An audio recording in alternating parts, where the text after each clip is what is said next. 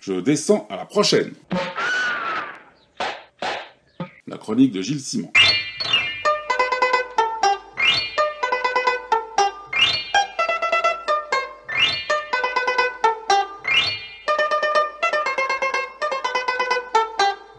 Rendez-nous notre fluide, s'exclame Henri Filippini dans son billet d'humeur du dernier numéro de DBD. Il s'agit bien sûr du magazine d'humour et de bande dessinée Fluide Glacial, fondé il y a 40 ans par Marcel Gottlieb. Le sieur Filippini, qui fut naguère l'un des pionniers de la bédéphilie compulsive et sans goût, s'y plaint pêle-mêle de beaucoup de choses, sur lesquelles nous ne nous étendrons pas, et il déclare que depuis sa reprise en main par le dessinateur Yann Lindingre, je cite, « Le mensuel s'est radicalement transformé, flirtant entre feu ferraille, excellent journal des requins-marteaux mais destiné à quelques milliers de lecteurs initiés, et les débilités au graphisme minimaliste que vomissent sans relâche les blogs. » Filippini se plaint de la disparition ou du départ des grands anciens, avant de se lamenter. Place à Monsieur le Chien, Sourdrille, Terreur Graphique, Salch, Camille, Sans la Ville, Pochep, Zanello, R, Fab Caro, et leurs dessins qui tiennent plus du croquis bâclé que du travail soigné que l'on peut attendre d'un dessinateur. Et de conclure, plus méprisant que compatissant, on peut se demander à combien d'exemplaires se vendent les albums de ces nouvelles recrues. Fin de citation. Cette diatribe de Filippini a remué les réseaux sociaux. Les jeunes auteurs se sont émus d'être ainsi dénigrés, et ont semblé découvrir soudain les goûts et dictates d'un grand ancien. Et pourtant, ce billet contient tout ce qui caractérise son auteur depuis 40 ans.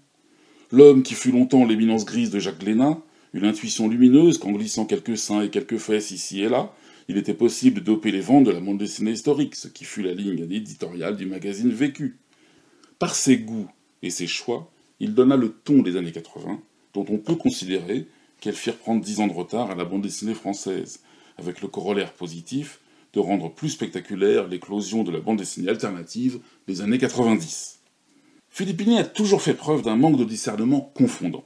Faisons un peu d'histoire. En parcourant les réseaux sociaux, j'ai pu glaner quelques témoignages permettant d'enrichir mes propres souvenirs.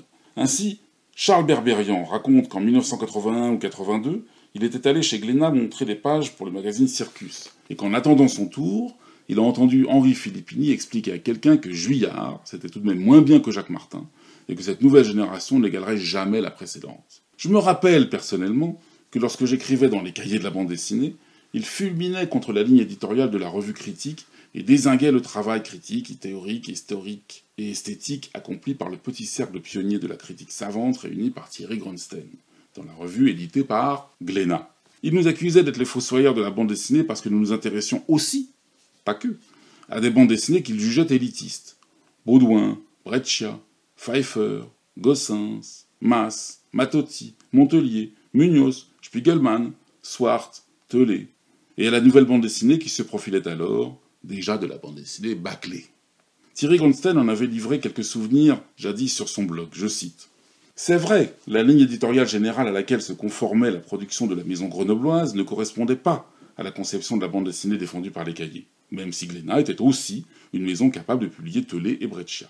Ce désaccord s'exprimait tous les 2 mois dans Circus, où Filippini nous taxait inlassablement d'intellectualisme forcené et de nombrilisme. Venant d'un périodique publié à l'enseigne du même éditeur, ces attaques répétées avaient quelque chose d'indécent, et, à la longue, de comique. Je réunis moi-même, en guise d'encadré faussement publicitaire, un florilège des philippiques philippiniennes, mettant ainsi les rieurs de notre côté. Et en effet, un encadré dans le numéro 77 recensait 7 citations, tirées de 7 numéros différents de Circus, toutes signées Filippini, et parlant, en vrac, des analyses assommantes des intellos de service, des commentaires de pseudo-experts, des articles illisibles volant bien au-dessus de la tête du lecteur moyen, des articles souvent difficiles, des études qui le laissent sans voix.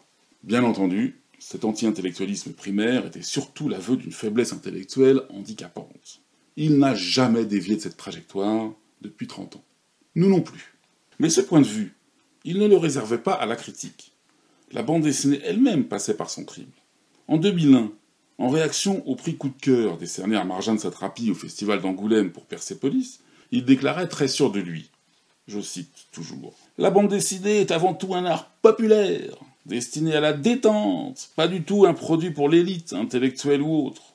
Il me semble que même les intellectuels, quand ils lisent de la bande dessinée, ils ne veulent pas se prendre la tête. Ils veulent passer un bon moment, avec quelque chose de bien écrit et bien dessiné.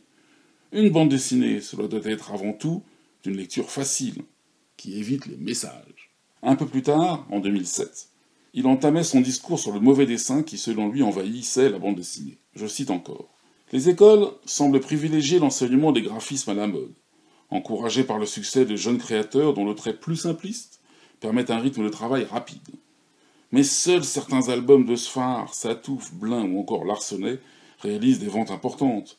La plupart des auteurs œuvrant dans ce créneau se contentent de maigres performances qui pourtant font l'admiration de la critique. Il est certain que produire une planche par jour, sans trop d'efforts, en se contentant de raconter son quotidien, est plus simple que de construire un récit dense qui exige au dessinateur de réunir une importante documentation. » Fin de citation. Donc vous suivez, la bande dessinée autobiographique, c'est une affaire de flemmard, parce que ça demande beaucoup moins de documentation que la bande dessinée historique. On voit que cette très riche argumentation développée dans son attaque contre le fluide glacial d'aujourd'hui n'est pas nouvelle sous sa plume. Dessin bâclé, sanctionné par de mauvaises ventes, qui invalide toute qualité que la critique pourrait déceler et reconnaître. À la manière de ce qu'avait fait Thierry Grunstein il y a 30 ans dans les cahiers de la bande dessinée, Xavier Gilbert s'est récemment amusé à composer un dialogue imaginé entre Alain Finkielkraut, autre grand turiféraire de la bande dessinée, et Henri Filippini, composé de citations hélas terriblement authentiques des deux intéressés. Ça s'appelait Alain et Henri, c'était dans Jade 661U, et je ne sais pas si c'était très drôle ou désespérant. Revenons donc au poignant « Rendez-nous fluide » de Filippini. Pour moquer ce titre, Yann Lindingre, actuel rédacteur en chef de Fluide et auteur lui-même, renouant cela avec ce double rôle qu'assumait jadis Gottlieb, déclare avec malice sur son mur Facebook, je cite, « Je pourrais lui répondre que Gottlieb, Alexis, Franquin ou Coyote, pour diverses raisons, ne dessineront plus dans notre journal, et ne referont pas le fluide glacial de ses rêves.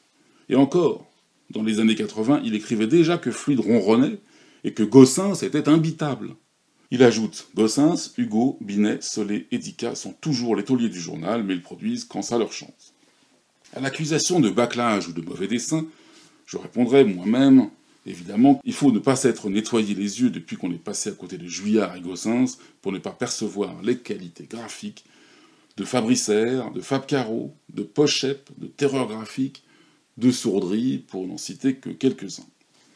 De son côté, Lindingre enfonce le clou en le rappelant à juste titre que les critiques d'antan, avec les mêmes arguments bidons, de dessin pas beau, ont fustigé à leur début Reiser ou Villemain, avant de se ranger à la raison et de finir par penser comme tout le monde. Passons avec indulgence sur le mépris plein d'incompréhension manifesté par Filippini à l'égard des blogs, où il n'a sans doute jamais pris la peine de véritablement mettre son nez.